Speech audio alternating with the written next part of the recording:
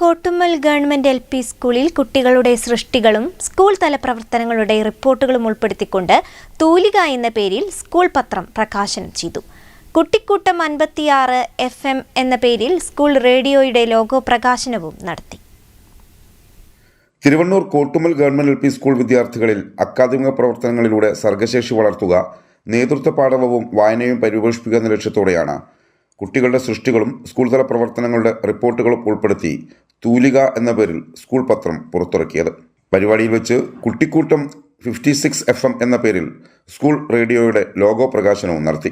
BPC Praveen Kumar school leader Muhammad അർഫാന് നൽകിക്കൊണ്ട് തൂലികയുടെ പ്രകാശനം നിർവഹിച്ചു.